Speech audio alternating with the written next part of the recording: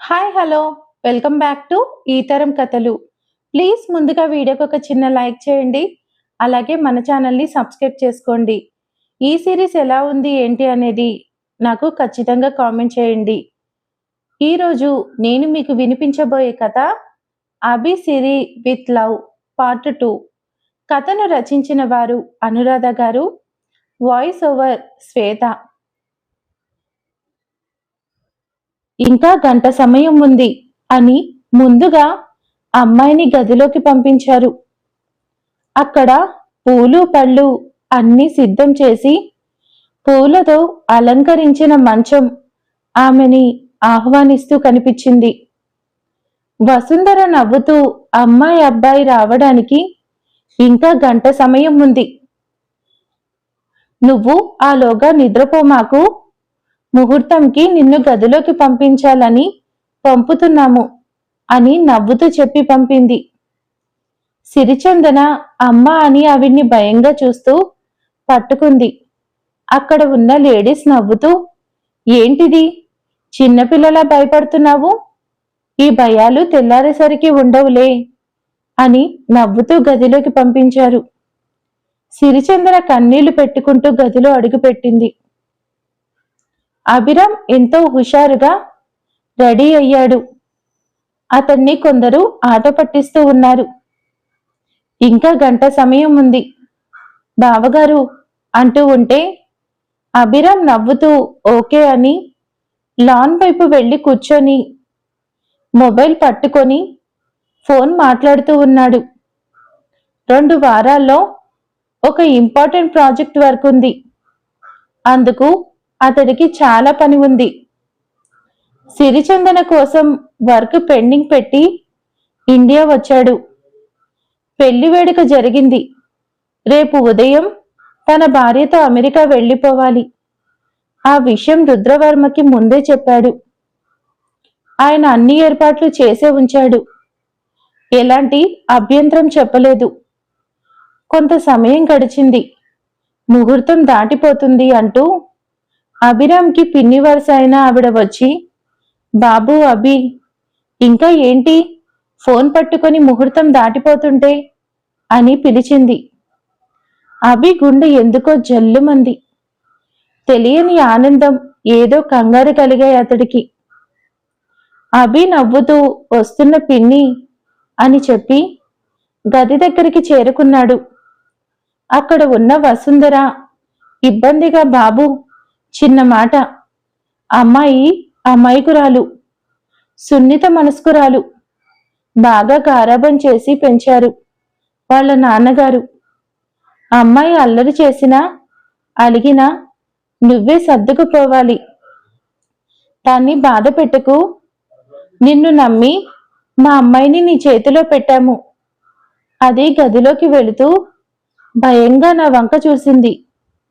నాకు ఇలా చెప్పడం ఇష్టం లేదు, కానీ చెప్పకపోతే మీ మధ్య ఏమైనా అని మాట పూర్తి కాలేదు.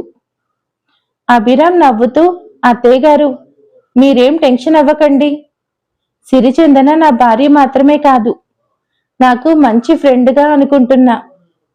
మీరు మావయ్య ఎంతో అపురూపంగా చూసుకున్నారో అంతకంటే ఎక్కువగా చూసుకుంటాం. నాకు ఈ లోకంలో నా అనేది నా భార్య మాత్రమే, ఆమె తప్ప నాకెవరున్నారు చెప్పండి. ఆమెను ఒక అద్భుతంలో చూసుకుంటా, సరేనా? మీకు మాట ఇస్తున్నా, ఎప్పుడు తనని బాధ పెట్టను అని ఆవిడ చేతిలో చెయ్యి వేసి చెబుతుంటే వసుంధర సంతోషంగా థ్యాంక్స్ బాబు అని గదిలోకి పంపించింది. రుద్రవర్మ అభిరామ్ మాటలు విన్నాడు. ఆయన సంతోషంగా భార్య చేయి పట్టుకొని పక్కకు తీసుకువచ్చి, ఇంకా మనకెలాంటి దిగులు లేదు, అబ్బాయి బంగారం అని నమ్మకంగా చెప్పి తీసుకెళ్లారు. అందరూ హడావిడి చేస్తూ బయటకు వచ్చేశారు. ప్రస్తుతం అక్కడ అభిరామ్, అతడి భార్య మాత్రమే ఉన్నారు. మిగిలిన వాళ్ళంతా గార్డెన్లో డిన్నర్ చేస్తూ ఉన్నారు. అభిరామ్ గదిలో అడుగు పెడుతూ చిన్నగా నవ్వుకున్నాడు. బహుశా నేనే మొదటి వ్యక్తి అయ్యుంటాను ఇలా శోభనం గదిలోకి ముందుగా అమ్మాయి వెళ్ళి ఆ తర్వాత అబ్బాయి వెళ్ళడం. నేను కొన్ని మూవీస్లో చూశాను. ఆ అమ్మాయి పాల గ్లాస్ పట్టుకొని సిగ్గుపడుతూ వస్తుంది. అంతకు ముందే ఆ అబ్బాయి గదిలో ఆమె కోసం వెయిట్ చేస్తూ ఉంటాడు. కానీ ఇక్కడ అలాంటి సీన్ ఏమీ లేదు అనుకొని నవ్వుకున్నాడు. అతడు నవ్వుతూ బెడ్ వైపు చూశాడు. సిరిచందన సిగ్గుపడుతూ కూర్చొని ఉంటుంది అనుకున్నాడు. కాని ఆమె అటువైపు తిరిగి నిద్రపోతూ కనిపించింది. అభిరామ్ నవ్వు మాయమైంది. ఆమెకు దగ్గరగా వెళ్లి చూశాడు. బాగా అలసిపోయి ఉన్నట్టు అనిపించింది. మంచి నిద్రలో ఉంది. ఆమెను కదిల్చే ప్రయత్నం చెయ్యలేదతడు. అలాగే చూస్తూ కూర్చున్నాడు. వసుంధర గారి మాటలు, అతడు ఆవిడికిచ్చిన మాట గుర్తు చేసుకుంటూ చిన్నగా నవ్వుకొని, సిరి, ఐ లవ్ యూ. నాకు నువ్వంటే చాలా ఇష్టం. నిన్ను ప్రేమగా చూసుకుంటా. ఈ ఒక్క రాత్రి మిస్ అయితే ఏముంది? నీకోసం అమెరికాలో ఎంతో స్పెషల్ ఏర్పాటు చేశాను. నీకు ఎలాంటి ఇబ్బంది ఉండదు తెలుసా? బాగా అలసిపోయి ఉన్నట్టున్నావు. నిద్రపో, గుడ్ నైట్ అని మనసులోనే చెప్పుకొని అతడు ఆ బెడ్ ఎక్కి పడుకుంటే ఆమె నిద్ర డిస్టర్బ్ అవుతుంది అని నేల మీద పడుకున్నాడు. సిరిచందన ఎలాంటి ఇబ్బంది లేకుండా ఎంతో ప్రశాంతంగా నిద్రపోయింది. మరునాడు తెల్లవారుజామున వాళ్ళు ఉన్న గది డోర్ తట్టిన శబ్దమైంది. సిరిచందన ఉలిక్కిపడి లేచింది. ఆమెను చేసుకున్న వ్యక్తి బెడ్ మీద లేడు, నేల మీద నిద్రపోతూ కనిపించాడు. చీకటిలో అతడి మొహం ఆమె చూడలేదు, కాని ఎందుకో ఇబ్బందిగా అనిపించింది. అంతలో రూమ్ డోర్ ఇంకొకసారి చప్పుడైంది. ఆమె గది డోర్ ఓపెన్ చేసింది. వసుంధర నవ్వుతూ రామ్మా, స్నానం చేసి పూజ చేయాలి అంటూ తీసుకువెళ్ళింది. ఆమె వెళుతుండగా అభిరామ్కి మెలకువ వచ్చింది. అతడు నెమ్మదిగా బెడ్ మీదకి చేరుకొని ఎవరికీ సందేహం రాకుండా నిద్రపోయాడు. వసుంధర కూతురు ఎలాంటి ఇబ్బంది లేకుండా హాయిగా నిద్రపోయినట్టు గమనించి, అబ్బాయి నిన్ను ఇబ్బంది పెట్టలేదుగా? నువ్వు సంతోషంగా ఉన్నావుగా? చెప్పమ్మా, నాకు కంగారుగా ఉంది అని అడిగింది. సిరి తల్లి బాధ అర్థం చేసుకుని, నేను బాగున్నా, నాకెలాంటి ఇబ్బంది లేదు అని చెప్పింది. ఆవిడ హమ్మయ్యా అని కూతురు అత్తింటికి వెళ్ళాక ఎలా ఉండాలి, అక్కడి నుండి తమ ఇంటికి వస్తే భర్తతో కలిసి రావాలి తప్ప అలిగి ఎప్పుడు ఇంటికి రాకూడదు. అది కన్నవాళ్ళకి ఎంతో అవమానం, బాధ కలిగిస్తాయి అని చెప్పాల్సిన జాగ్రత్తలు చెప్పి అమెరికా వెళ్లేందుకు రెడీ చేసింది. సిరిచందన అప్పుడే వెళ్లిపోవాలా అన్నట్టు తండ్రి వంక చూసింది. ఆయన కూతురు దిగులు గమనించి కూడా బయట పడకుండా, అమ్మ సిరి, అబ్బాయి చాలా బిజీ అంట, అందుకే వెంటనే తీసుకువెళ్తున్నాడు. అయినా ఎప్పుడైనా వెళ్లాల్సిందేగా. నువ్వు సంతోషంగా ఉంటావు, నాకు నమ్మకం ఉంది. నేనిక్కడ కొన్ని పనులున్నాయి, అవన్నీ చూసుకొని 10 రోజుల్లో వస్తాను. మీ అమ్మ కంగారు పడుతుంది నువ్వు ఎలా ఉంటావో అని. నీకేం, బావుంటావు అని చెప్పినా భయపడుతుంది చూడు అని తేలిగ్గా చెప్పేశారు వర్మగారు. ఆమెకు మరింత కోపం వస్తుంది. నా కోసం మీకు దిగులు లేదా నాన్న అని అరిచి అడగాలని ఉన్నా నోరు విప్పలేకపోయింది. మరోవైపు అభిరామ్ బంధువులు హడావిడి మొదలైంది. అంతా ప్రయాణమవుతున్నారు. అభిరామ్ ఫ్రెష్ అయి బయటకు వచ్చాడు. అతడికి దూరంగా సోఫాలో కూర్చొని ఉన్న సిరి కనిపించింది. అభి నవ్వుతూ ఆమె ముందుకు వెళ్ళాలి అనుకున్నాడు. అంతలో ఆఫీస్ నుండి ఫోన్ కాల్స్ రావడంతో పక్కకి వచ్చాడు. కొంత సమయం గడిచింది. అమ్మాయిని కారెక్కించారు. అభిరామ్ వచ్చేసరికి మొత్తం లగేజ్ అంతా వెహికల్స్ లో పెట్టారు. అభిరామ్ చుట్టూ చూశాడు. సిరిచందన ఎక్కడా అన్నట్టు. రుద్రవర్మ నవ్వుతూ అమ్మాయి కారులో ఉంది బాబు. నువ్వు అమ్మాయిని జాగ్రత్తగా చూసుకోవాలి. నేను ఒక 10 రోజుల్లో వస్తాను. మేము ఎయిర్పోర్ట్కి రామా బాబు? మీ అత్తయ్య అక్కడ శోకాలు పెడుతుంది. అమ్మాయి బెంగ పెట్టుకుంటుంది. అందుకే ఇక్కడే ఉండిపోతున్నాం అని చెప్పి కారెక్కించారు. అభిరామ్ నవ్వుతూ కారెక్కాడు. వాళ్ళు ఎయిర్పోర్ట్ వైపు కదిలారు. సిరిచందన మొహం పక్కకు తిప్పుకొని కూర్చుంది. తన పక్కన ఉన్న వ్యక్తి కారణంగా కన్నవాళ్లు తనని ఎంతో తేలిగ్గా వదిలేశారు. దేశం కాని దేశం ముక్కు మొహం తెలియని వ్యక్తితో పంపించేస్తున్నారు. అసలు ఎవరిచ్చారు ఇతడికి ఆ హక్కు? నన్ను అడగకుండా నా జీవితంలోకి ఎలా వచ్చాడు? ఐ హేట్ యు మిస్టర్ అని తిట్టుకుంటూ సాధ్యమైనంత దూరంగా కూర్చుంది. ఆమె నిర్లక్ష్యం అతడిని బాధిస్తుంది, మనసుని కాలుస్తుంది. అభి కాస్త చొరవ చేసి ఆమె చెయ్యి తాకే ప్రయత్నం చేస్తున్నాడు. అంతలో ఆ కారు ముందు సీట్లో కూర్చున్న అభిరామ్ పిన్ని వెనక్కి తిరిగి చూసి, అభి, ఫ్లైట్ ఎన్నింటికి? ఇంత టైం అయినా మనం ఎయిర్పోర్ట్ చేరుకోలేదేంటి? మీ చిన్నాన్న గొడవ చేస్తాడు. ఆయన వద్దు అంటున్నా వినకుండా వచ్చాను తెలుసా? ఏదో ముఖ్యమైన పని ఉంది అని నన్ను తనతో ఉండమని అంటే 2 రోజుల్లో వచ్చేస్తా అని నమ్మకంగా చెప్పాను. ఇప్పుడు గాని నేను సమయానికి వెళ్ళకపోతే అంతే అని మాటలు కలిపింది. అభి ఇబ్బందిగా చూసి, హ్యాపీని ఇంకో 5 మినిట్స్ అంతే, మనం వెళ్లే ఫ్లైట్కి ఇంకా టైం ఉంది కాబట్టి టెన్షన్ లేదు అని చెప్తున్నాడు. సిరి అతడి మాటలు వినింది, కానీ అతడి వైపు చూడలేదు. వాళ్ళు ఎయిర్పోర్ట్ చేరుకున్నారు.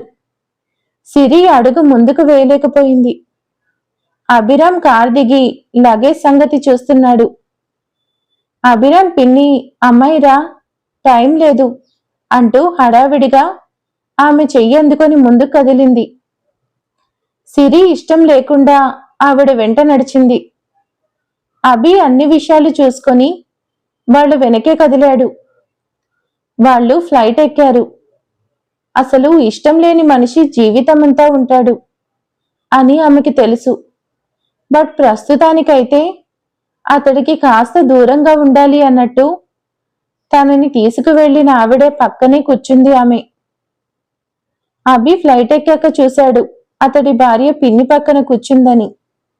ఆమెను తన పక్కకు వచ్చి కూర్చోమని అడగాలనిపించినా పిన్ని ముందు బాగోదని మౌనంగా కూర్చున్నాడు.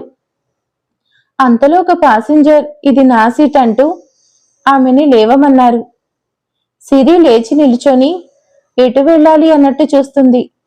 నిజానికి ఆమెకు అతడు ఎవరో తెలీదు. ఇప్పుడు ఎలా అన్నట్టు అయోమయంగా చూస్తూ ఉంటే అభిరామ్ ఆమెకు ఎదురుగా వచ్చి నిలుచొని రండి అన్నాడు. అప్పుడు చూసింది అతడిని. ఒక్కసారిగా విచిత్రమైన భావన కలిగింది. ఆమెకు అతడి రూపం ఆమె ఇంతకు ముందు చూడలేదు, కానీ ఎప్పుడో ఎక్కడో చూశాను అనే భావన కలిగింది. కొన్ని క్షణాలు మనసు తడబడింది. అంతే. కాదు, ఇంతకు ముందు కారులో అతడి స్వరం ఆమె వింది. సందేహం లేదు, ఇతడే నా మెడలో తాళి కట్టిందని భావిస్తూ ఉండగా అభిరామ్ చిన్న చిరునవ్వు నవ్వి ఆమె చెయ్యి పట్టుకొని, ఏంటి కన్ఫ్యూజ్ అయ్యారా? మీరేం ఇబ్బంది పడకండి, ఇది మన సీట్ అంటూ ఆమెను తనతో తీసుకువెళ్ళి కూర్చోమంటూ ఆమె పక్కనే అతడు కూర్చున్నాడు. అభి మొదటిసారి ఆమె చెయ్యి పట్టుకున్నాడు. ఆ క్షణం ఆమెకు పట్టరాని కోపం వచ్చింది. అలాగే గుండెల్లో అలజడి మొదలైంది. అభిరామ్ మాత్రం ఆమెను తన చెంతకి చేర్చుకున్నా అనే భావనతో ఆమె చెయ్యి అందుకున్నా అనే ఆలోచన లేకుండా వచ్చి కూర్చొని ఆమె వైపు చూసి నవ్వాడు. సిరి నవ్వలేదు. ఇబ్బందిగా చూసి మొహం తిప్పుకుంది. ఆమె అలా ముభావంగా ఉండేది చూసి ఫీల్ అయ్యాడు. కొంత సమయం గడిచింది. అభి ఆమెను అడిగాడు, ఎందుకు డల్గా ఉన్నారు? అత్తయ్య మావయ్యని విడిచి నాతో వస్తున్నారు, అందుకేనా? ఐఎమ్ సారీ, వాళ్ళ నుంచి మిమ్మల్ని వేరు చేస్తున్నా. బట్ వాళ్ళకంటే బాగా చూసుకుంటా, ప్రామిస్ అంటూ ఆమె చెయ్యి పట్టుకునే ప్రయత్నం చేస్తుంటే సిరి చెయ్యి వెనక్కి తీసేసుకుంది. అభిరామ్ మనసులో ఏదో భయం కలిగింది. ఈ పెళ్లి మీకు ఇష్టం లేదా అని అడగాలనిపించింది. కానీ తొందరపడడం కరెక్ట్ కాదని కంట్రోల్ అవుతూ, నిన్న నైట్ నేను వచ్చేసరికి మీరు నిద్రపోతూ కనిపించారు. మిమ్మల్ని డిస్టర్బ్ చేయాలి అనిపించలేదు, అందుకే దూరంగా ఉన్నాను. అందుకని కోపం వచ్చిందా? ఇప్పటి వరకు మీ స్వరం వినిపించనే లేదు. మాట్లాడండి అని ప్రేమగా ఆమెకు దగ్గరగా వెళ్తుంటే సిరి దూరంగా జరిగి అతన్ని హెచ్చరించినట్టు ప్రవర్తించింది. అభిరామ్ ఎన్నో ఆశలతో ఆమెని పెళ్లి చేసుకున్నాడు.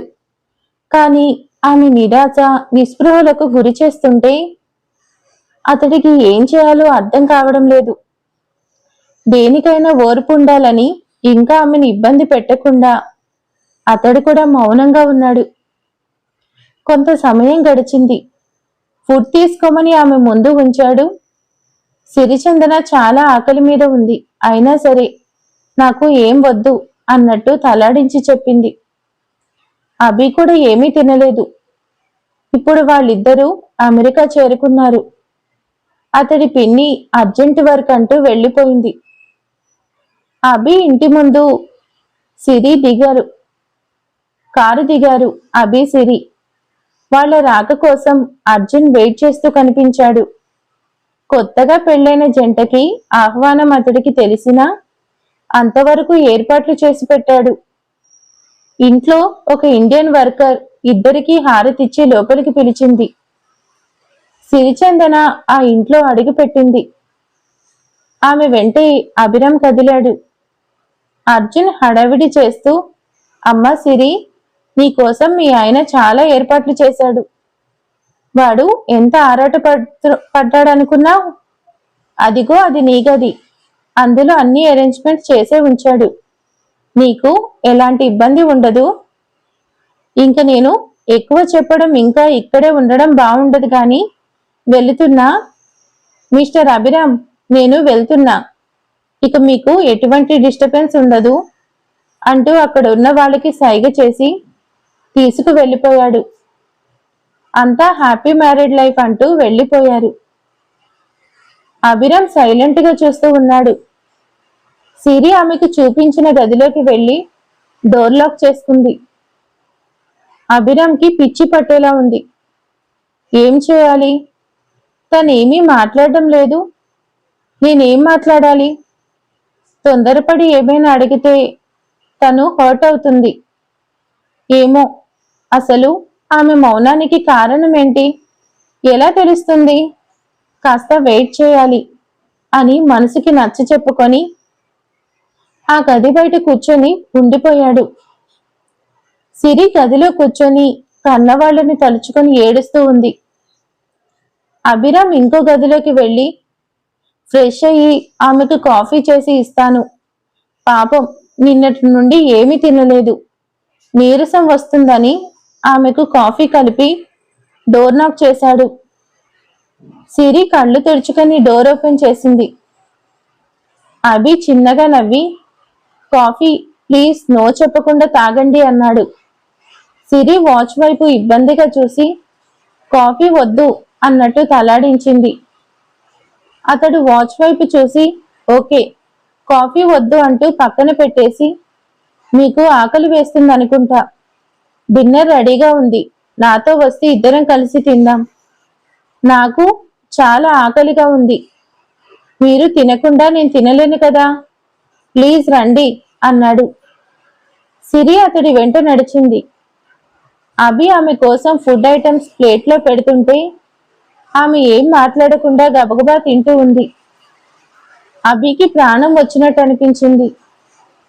అతడు ఆమెను గమనిస్తూ, మీరు చాలా ఆకలిగా ఉన్నారు, మరి ఎందుకని మీరేమీ తినలేదు?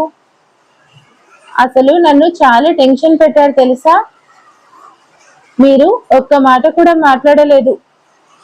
నేను మీ మాటలు వినాలని ఎంత ఆశపడుతున్నా. ఏమైనా మాట్లాడండి ప్లీజ్ అన్నాడు. అంతే. సిరి తింటున్న ప్లేట్లో చేయి కడిగేసుకొని అక్కడి నుండి వెళ్ళిపోయింది. అభి కంగారుగా, ఏమండి సిరిగారు, ఆగండి అంటున్న సిరి ఆగలేదు. అతడు చాలా ఫీల్ అయ్యాడు. నేనేమీ అనకుండా ఉంటే తను కడుపు నిండా తినేది. చా, సైలెంట్గా ఉండకుండా వాగాను అనుకుంటూ ఉంటే అతడి మొబైల్కి రుద్రవర్మ కాల్ చేశాడు. బాబు అభి, అమ్మాయి నువ్వు క్షేమంగా చేరుకున్నారుగా? అమ్మాయి హడావిడిలో మొబైల్ ఇక్కడే వదిలేసి వచ్చింది. దానికి చాలా బెంగగా ఉండుంటుంది. పుట్టి బుద్ధిరిగి మమ్మల్ని విడిచి అది ఎప్పుడూ ఉండింది లేదు. ఎంత బాధపడుతుందో ఏమో, అందుకే మీకు ఫోన్ చేస్తున్నా అంటూ ఒకసారి అమ్మాయికి ఫోన్ ఇవ్వు అంటూ అడిగాడు. అభిరామ్కి ఏం చెప్పాలో అర్థం కాలేదు. అతడు తడబడుతూ, మావయ్య, తను నిద్రపోతుంది, ఉదయాన్నే ఫోన్ చేయిస్తాను అని ఫోన్ చెప్పి పెట్టేసి ఆమె కోసం ఆలోచిస్తూ గడిపాడు. మరి ఇక తర్వాత ఏం జరగబోతుంది ఏంటి అనేది అభి సిరి విత్ లవ్ పార్ట్ 3లో తెలుసుకుందాం.